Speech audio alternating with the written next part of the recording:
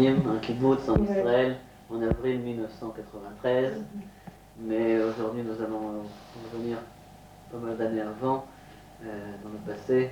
Et pour commencer, j'aimerais que tu nous dises quelques mots. Tu es né en 1926 en Pologne, Oui, sur ton enfance, sur ces années d'accord, 30 d'enfant d'accord, de juifs polonais. d'accord. Donc, moi, je suis née à Wyszków, en Pologne. C'est une ville qui se trouve à 50 km de Varsovie, sur le Bug. C'est important le Bug parce qu'il y a eu justement les Allemands et les Polonais se sont bagarrés sur le Bug et 3 jours après, ils ont occupé notre ville.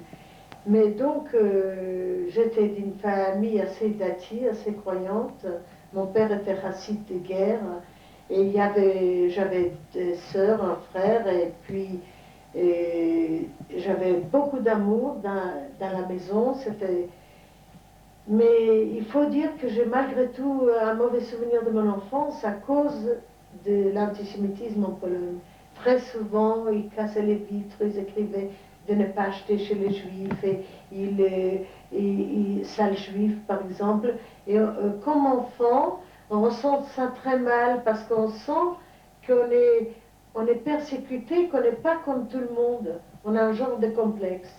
Et c'est pour ça je pense que maintenant je vais commencer l'histoire de la guerre. Quelle était la proportion, excuse-moi, Oui, quelle était la proportion de juifs dans cette ville? je ne peux pas dire exactement, mais je crois qu'il y avait 3000 juifs. Et il y avait beaucoup de juifs dans notre ville. Mais il y avait aussi des Polonais. Mais je pense que 3000 à peu près. J'ai su après parce que j'étais enfant, je ne connaissais pas. Par contre, ce que je veux dire, que c'était une ville, qu'il y avait la Shomarat Saïr, il y a toutes sortes d'organisations. Et d'ailleurs, le combattant de ghetto de Varsovie, Mordechai Nilevitch, est né à Vyshkov, dans notre ville. J'ai un sefer de Vyshkov qui est là-dedans. Et la vie juive, il y avait des journaux juifs, il y avait tout ça, mais il y avait en même temps l'antisémitisme, et qui était très difficile à supporter pour un enfant comme j'étais.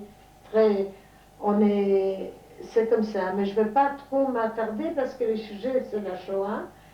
Alors, quand c'est arrivé en 1939, j'avais déjà 13 ans, bon, j'allais à l'école, j'allais aussi au Bet Yaakov, j'apprenais l'hébreu, c'est-à-dire, c'est pas l'hébreu, c'est l'hébreu de Chumash.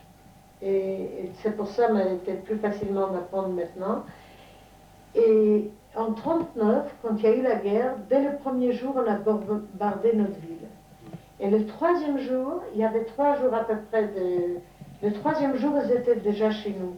Et il y a eu un attentat contre les Allemands. Et aussitôt. Contre les forces allemandes. Oui, un attentat, on a tué quelqu'un d'un grenier, quoi. C'est quelqu'un a tiré. C'est certainement polonais, je ne sais pas, ou peut-être un juif, je ne sais pas.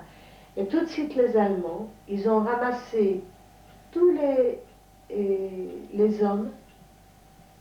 Et je me rappelle encore maintenant.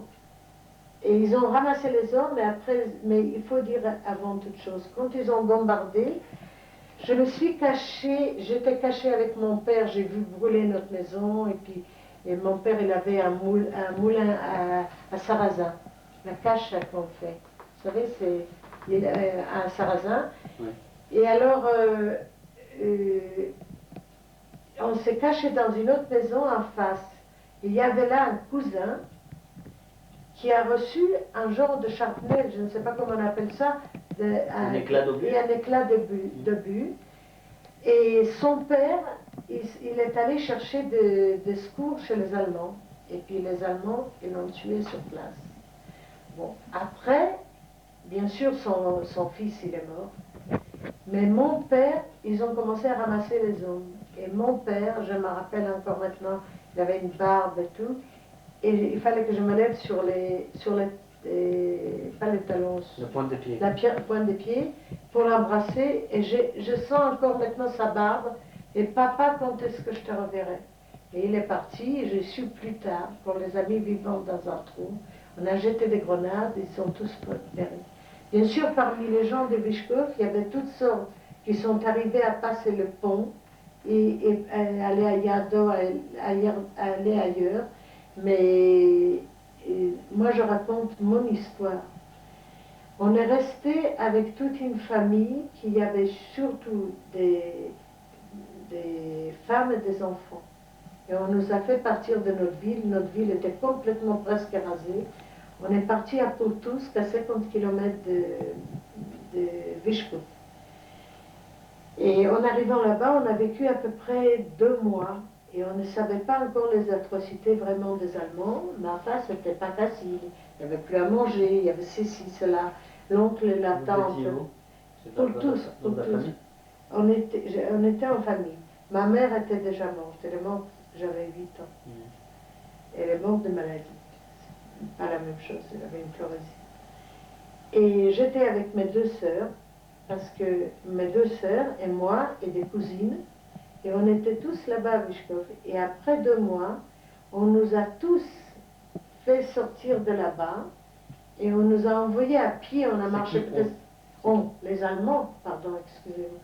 Les Allemands, on nous a expulsés, et on est allé, c'était au moment, je crois, qu'ils ont fait le pacte russe... Molotov-Ribbentrop, voilà. Le pacte avec les Russes. Le pacte, les Allemands et les Russes. Et alors, les Russes nous ont acceptés, l'Union soviétique nous a acceptés. Et je me rappelle, quand on a passé la frontière vers Bialystok, parce que les Russes avaient déjà occupé la moitié de la Pologne, on nous a donné d'ailleurs un borscht russe qui nous a reconfortés et c'était très bien, on était très contents. Mais ce qu'il y avait là-bas, à un certain moment, ils ont demandé qui est-ce qui veut rester en Russie et ceux qui veulent partir, de retourner en Pologne. Il y a des gens qui se sont inscrits pour retourner en Pologne et ces gens-là, on les a envoyés au Sibérie. Et ils ont fait, pas seulement les goulags, mais toutes sortes de choses là-bas. Moi, avec mes 2 sœurs, on est restés en Union soviétique.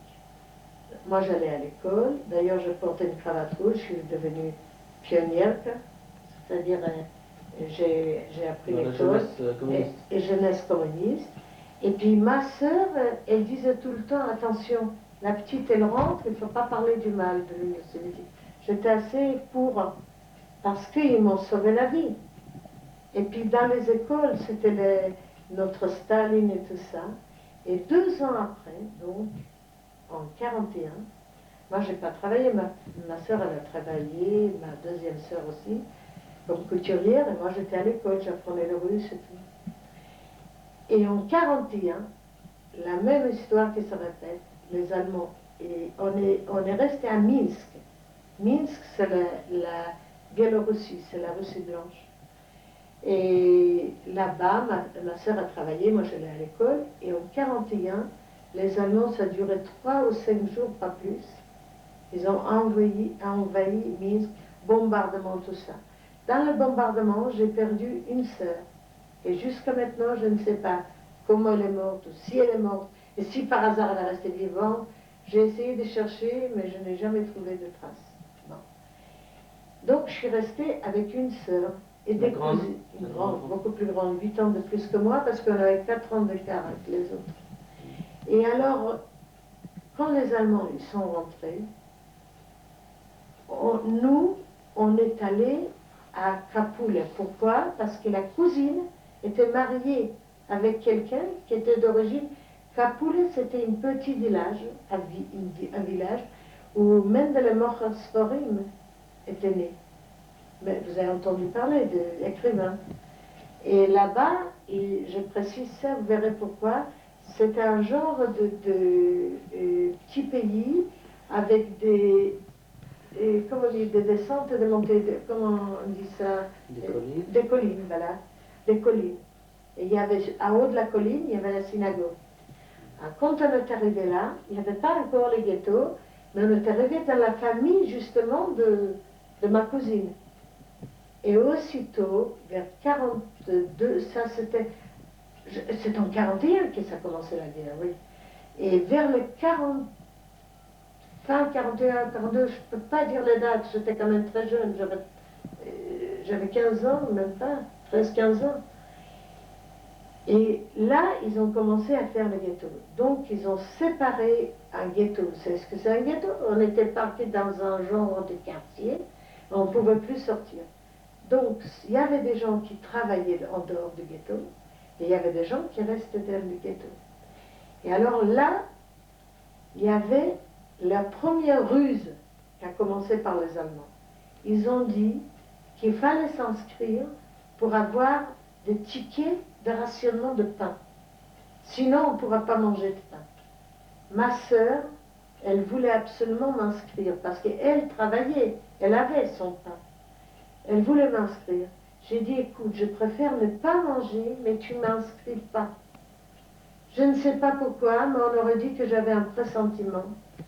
Et ça, je me rappelle très bien. J'ai dit, je ne veux pas. Elle dit, va, tu n'auras rien à manger. Elle est allée, elle m'a inscrit. Et il y en a beaucoup de personnes comme ça. Et le soir même, on est venu, c'est-à-dire pas les Allemands, mais on est venu me chercher, et mon nom, et ma sœur, elle m'a dit, tu vas pas aller, moi je vais à ta place, parce que moi j'ai une carte de travail, on me laissera sortir. Et toi, si tu vas, j'avais 15 ans, on ne te laissera pas sortir. Moi j'ai pleuré, je voulais aller et qu'elle n'aille pas, et elle voulait absolument aller, et elle est partie. On l'a enfermée, il y avait 100 personnes. C'était le premier truc qu'elle a fait.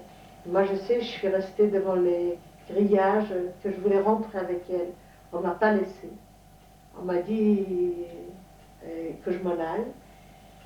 Et j'ai su après qu'on les a fait la même chose qu'avec mon père. On les a fait creuser, je crois, des trous et on les a mis dedans et des grenades et les mortes comme ça. À moi, à 15 ans, ayant sur la conscience d'avoir survécu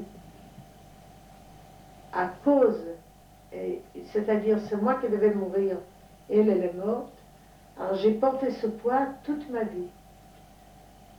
Toute ma vie, c'est un genre de culpabilité qui me dévorait d'être survécu à la place de ma sœur. Après, il y avait des gens qui m'ont expliqué autrement, parce que vous verrez la suite, que ça pouvait... Donc c'était la première fois. La deuxième fois, il y avait autre chose. Moi, j'étais donc dans une famille qui m'a recueillie. Et j'avais vraiment envie de me suicider, mais je ne savais pas comment. Je marchais comme quelqu'un qui n'a plus la raison, ne pouvait plus travailler. Déjà, il n'y avait pas à manger, il n'y avait pas tout ça. Je ne me rappelle même pas une seule fois comment j'ai mangé dans le ghetto. J'ai dit tout à l'heure, c'est drôle que ça ne me revient même pas d'avoir un pain, un morceau de pain. À tel point, je ne sais pas. J'ai quand même mangé puisque j'ai survécu. Mais c'est quelque chose qui était comme ça. Et alors la deuxième fois, les Allemands, ils ont envahi les ghettos. Et ils ont dit tout le monde dehors à la place où il y avait, donc sur la colline, il y avait la synagogue. Mais dans la famille où moi j'étais, ils ont construit une cachette. Ils ont fait sur le grenier un double mur. Et on s'est caché là-dedans. Donc, moi, je suis restée dans la cachette, dans la cassette. Et quand on est sorti de la cachette, le soir ou le lendemain, on a entendu tirer, on a entendu tout, mais on ne savait pas ce que s'était passé. On a entendu des gens qui sont venus dans la maison pour nous chercher. Et on ne savait pas. Et quand je suis descendue, et ça de ma vie, je n'oublierai pas, de la colline jusqu'en bas, il y avait comme une pluie rouge du sang. En haut, sur le plateau de la synagogue là, de cette colline, il y avait 3000 ou quelque chose comme ça, ou 2000. Il y avait un tas comme ça, de corps nus, morts, et le sang, il coulait comme une pluie dans toutes les rues, dans tous les... Et comme c'était des collines, ça n'avait pas de mal à circuler. Et alors c'est là, les survivants, ils nous ont raconté que quand on les a amenés sur cette place, on a fait un choix. À droite et à gauche. On prenait les gens qui travaillaient à droite et les autres à gauche. Et comme moi j'avais deux cousines, et une cousine qui avait un enfant, c'est celle qui était origine de son mari était des Capoulets. On l'a dit à droite et l'autre sœur, on l'a dit à gauche. La sœur, elle a couru, elle ne voulait pas du tout se séparer de sa sœur. On les a tous les trois tués tout de suite devant tout le monde. Et alors voilà ce que s'est passé. Ils ont dit tout le monde de rentrer dans la synagogue, de se déshabiller et de ressortir. Et dès qu'ils sortaient, il y avait un commando des Allemands, beaucoup, qui tirait sur eux. Donc il y avait un tas comme ça de morts. Et quand on sortait, excusez-moi, on avait envie de vomir, on ne pouvait pas supporter de voir ces corps. Ça m'a resté toute ma vie parce que je vois ça. Ça, c'était la deuxième chose. Donc, il restait encore le gâteau. Et bon, toujours la même chose. Ils allaient travailler le matin, ils revenaient le soir, et puis pas comme ça. Il n'y avait pas à manger, des gens, ils mouraient de faim, même sans être tués, et tout ça. Et puis... Mais après alors, oui. cette opération, Oui. les Allemands, ils sont sortis. Les Allemands, ils ont fait un Judenrat, c'est-à-dire des Juifs qui devaient s'occuper d'eux-mêmes. Ils voulaient même...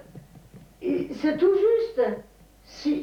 D'ailleurs, les tombes et tout ça, c'est les Juifs eux-mêmes. C'est comme dans le ghetto de Varsovie, si vous avez regardé. Et partout, c'est... Mon père, si ça se trouve, il a creusé son trou qu'on l'a tué. Comme ça. Mais seulement, là, et moi, j'étais toujours un peu comme ça parce que ma vie propre était plus une vie puisque j'étais seule, ni père, ni mère, ni sœur, ni personne. Et en plus de ça, il me semblait tout ce qu'on me disait que on m'en veut. Quand j'ai dit que si je survivrai à la guerre, j'irai en Amérique, j'ai une tante, je me rappelle, on m'a dit, oh, celle-là, elle ira en Amérique, comme si je valais rien, que je ne pouvais pas aller en Amérique. C'était quelque chose, c'était terrible.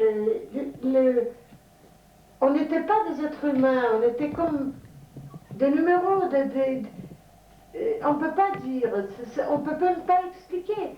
On était tellement conditionnés par tout ça. Alors la troisième, la liquidation du ghetto. Tout ça, ça se passe en 2 ans. Hein. Alors la liquidation en 44.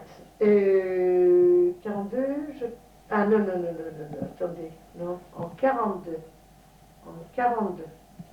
Fin 42, ça devait être, ou début 43. Ils ont décidé de liquider le ghetto. Alors qu'est-ce qu'ils ont fait? Ils ont incendié le ghetto. Ils ont dit tout le monde de sortir, d'abord. Ils ont tué pas mal et tout ça. Et après, ils ont incendié le ghetto. Et moi, avec la famille où j'étais hébergée, on est rentré de nouveau dans cette cachette. Dans le grenier. Au grenier. Mais comme ils ont incendié la maison, on était Toutes les obligés. maisons. Oui, On passait à peu maison près par toutes les maison. maisons. Et on était obligés de sortir, sinon on brûlait. Alors, voilà ce que se passe. La gendarmerie, enfin la gendarmerie, le truc des Allemands, était juste en face. Et il y avait une petite fenêtre qu'on sortait. On a essayé de sortir, plusieurs personnes ont essayé de sortir par la fenêtre, on tirait comme ça. Moi, je suis arrivée, je ne sais plus comment à sortir. Je me suis couchée par terre, j'avais un imperméable vert, donc on distinguait moins les choses. Je me suis couchée par terre et eux tiraient comme ça sur tout le monde. Alors il y a une balle qui est passée ici, m'a raflé les fesses. Et alors j'ai fait un peu comme la morte. Je suis restée par terre, appuyée comme ça, et j'attendais. Et puis ils ont tiré à droite, à gauche, jusqu'à ça s'est arrêté. Et après il y avait 2 Allemands qui sont passés dans le champ là où on était. Et il y en avait un, j'ai entendu, qui m'a donné un coup de pied. Il dit Verfluchte Jude ein Lebendige. Ça veut dire en français un sale juif, tu es encore vivant. Il a sorti le revolver, il a tiré du côté gauche, et j'ai ici dans le dos une petite bosse, et là j'ai un petit trou. La balle est sortie. C'est des balles qui n'explosent pas. Ils sont passés. J'ai commencé à perdre du sang par la bouche. Et moi, dans ma tête, je me dis, je vais mourir. Je regardais les arbres, je regardais le ciel. J'ai dit, la dernière fois, je vois tout ça. Je meurs. J'ai pas eu mal. Ça passe d'une telle vitesse, sauf après j'avais mal. Mais j'ai dit, bon, ben, je vais mourir. C'est comme on dit, j'étais jamais morte, je ne savais pas comment est-ce qu'elle meurt. J'ai vu, je perds du sang de la bouche. J'étais sûre que je vais mourir. Et je suis restée comme ça quelques heures. Et je ne savais pas si j'étais morte ou vivante. J'ai dit, mais puisque je sens, je ressens les choses, donc je suis vivante. J'ai tourné un peu les yeux, il commençait à pleuvoir, les Allemands sont partis. J'ai vu une maison qui était encore pas brûlée. À quatre pattes, je me suis approchée de cette maison. Et il y avait, dans cette maison, il y avait un grenier. Et il y avait une échelle à côté du grenier. Je suis montée sur cette échelle. Et puis je monte sur l'échelle et j'ai eu très peur. Il y avait un monsieur qui était tout noir. Alors il me dit, en yiddish, n'a pas peur, n'a pas peur. Je le regarde, il me dit, je suis passé par la cheminée. Alors il a vu que j'étais blessée, je lui ai demandé, il a pris ma chemise, il m'a collé dans le dos, et ici aussi il m'a collé, ça s'est collé, et il dit, il était plus âgé que moi. Il m'a dit, écoute, on ne va pas descendre tous les deux ensemble, chacun va descendre à son tour. Comme ça, on aura deux chances de survivre.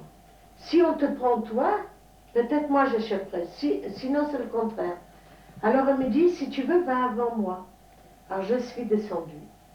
J'ai commencé à marcher, c'était la nuit, sur les morts. Je ne savais pas où je vais marcher. Je suis sortie un peu de la ville.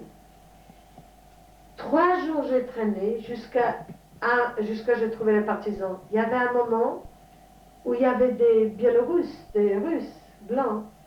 Ils m'ont vu, ils me disent, cette sale juive voulait me dénoncer. Et moi je me suis cachée dans un buisson. Et comme mon affaire elle était verte, ça ne se voyait pas. Et je suis restée sans boire, sans manger, tout ça, jusqu'à la nuit. Et 3 jours comme ça, j'ai marché, je suis revenue sur place, je ne savais pas où. Je suis partie et j'ai retrouvé la forêt. Et j'étais dans la forêt toute seule. J'ai mangé des mûres, j'ai mangé de l'eau de caniveau où les chevaux y passent. J'avais, je crois, un mouchoir, j'ai mis devant la bouche pour ne pas boire la saleté. Et ça passait 15 jours comme ça. Et je commençais à être épuisée et j'ai dit, tant pis, je vais me laisser mourir. J'ai dormi la nuit, il faut dire la vérité que chaque nuit, j'ai rêvé de mes parents. Mes parents, ils venaient, ils m'apportaient à manger. Et j'ai crié, papa, papa, donne-moi les clés de la maison. Il est parti, il ne m'a pas donné les clés. J'ai expliqué ça, que jamais plus je reviendrai dans ma maison. Et là, je suis allée, vous savez, dans les forêts, il y a des petits chemins. Je me suis mis devant un chemin et je dormais. J'étais tellement fatiguée. Et j'avais perdu du sang et tout ça, je ne mangeais pas. Et voilà une dame qui me réveille. Elle me dit, Yevreka, c'est en russe, petite juive, écoute, tu sais, tu vas rentrer ici dans la forêt, tu m'attends, je vais à la maison, je vais te chercher à manger. Elle m'a apporté un grand blini avec du lard. Et elle me dit, mange tout doucement. Quand elle est partie, j'ai dit, elle va peut-être me dénoncer, mais j'ai dit, tant pis, je ne bouge pas. Elle est revenue, elle m'a porté le blini, j'ai mangé. Elle me dit, tu manges tout doucement, parce que ton estomac n'a pas eu de manger, il faut que tu manges tout doucement. J'ai mangé tout doucement. Elle m'a dit, la nuit, tu vas passer par le village, il n'y a pas d'Allemands la nuit. Tu vas ramasser un peu de pain, et après tu vas passer de l'autre côté, et tu iras dans la forêt, et là-bas tu vas retrouver les partisans. D'après ce que je comprends, elle devait avoir des contacts avec des partisans. Et voilà que j'arrive vers les partisans, et le monsieur qui était au grenier, il était déjà là-bas, il est venu beaucoup plus vite que moi. Et quand ils m'ont regardé, ils se demandaient si je ne descendais pas d'un autre monde, parce que mon impère vert était tout avec du sang séché, et de l'autre côté aussi. et j'étais sale, et j'étais dans un état lamentable. Tout de suite, il y avait un médecin là-bas qui m'a ausculté. Il m'a dit, c'est un vrai miracle, ma plaie, elle a guéri. Et d'ailleurs, après la guerre, on m'a dit, étant donné que à côté du cœur, il y a des petits vaisseaux, à 2 cm du cœur est passée la balle. Il y a des petits vaisseaux. Donc la balle est passée et j'ai perdu beaucoup de sang. Le sang a désinfecté la plaie et elle s'est refermée puisque c'était des petits vaisseaux qui sont extensibles. Et si la balle était à 2 cm plus loin, ça aurait été le cœur. Et là, il y avait juste... c'était bon. C'était comme ça. Et d'ailleurs, après la guerre, il y a un ami qui m'a dit, regarde, tu te culpabilises pour ta sœur. Mais si ta sœur n'était pas tuée avant, peut-être elle aurait été tuée la 3e fois. La preuve que tu devais rester en vie puisqu'on a tiré sur toi et tu es resté en vie. Alors, n'importe comment, tu ne peux pas dire que tu es mort pour ta sœur. Mais toute ma vie, c'était mon obsession, j'ai toujours. Et je n'ai jamais voulu raconter aux enfants et tout ça, mais ça, je vous dirai après. Je vais peut-être vous dire quelques mots. Après, quand je suis venue chez les partisans, alors là, je n'ai pas voulu, on voulait me mettre avec les enfants et les parents. Parce que j'avais 15 ans, j'étais maigre, je n'étais pas tellement développée. Alors moi, j'ai dit, écoutez, moi je veux prendre mes comment on dit Je veux me venger. Je veux me venger de mes parents, de ma soeur qui est morte à cause de moi. Et puis je voudrais quand même être active, je voudrais apprendre à tirer et être active.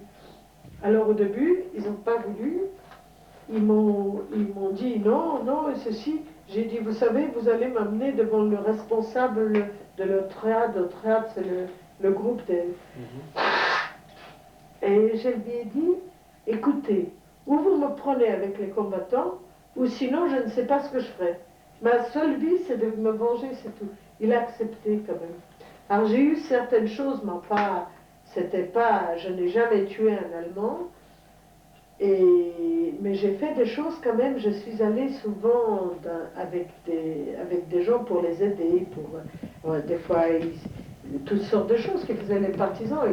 Des trains, ils ont fait dérailler tas de choses. Je suis restée 2 ans avec les partisans. Et je pense plus loin, je pense que plus loin, je ne veux pas raconter tellement. Je pense que là, ce qui est plus intéressant, c'est justement quand je suis revenue. Et donc, je suis revenue d'abord en Pologne. Alors, je suis revenue à Lodz. Longtemps après que l'armée rouge C'était, libérée. oui, en 1945, on était libéré par l'armée rouge, et je suis quand même restée là-bas encore un an. Je ne veux pas tout ça maintenant raconter parce que ça n'a pas de rapport avec la Shoah. J'ai travaillé, et puis je me suis rendu compte qu'il fallait que je quitte l'Union soviétique. Et là-dessus non plus, je ne veux pas m'attarder parce que je suis partie en Pologne. Et en Pologne, j'étais à Lodz. Et étant donné que j'ai trouvé de la famille, j'étais dans une organisation où on m'a accueilli. Et il y avait un Américain qui est venu. Et je lui ai parlé de ma tante en Amérique. Et quand je lui ai raconté mon histoire, il a voulu absolument écrire un livre. Mais moi, je ne savais pas écrire. Mais il nous a quand même pris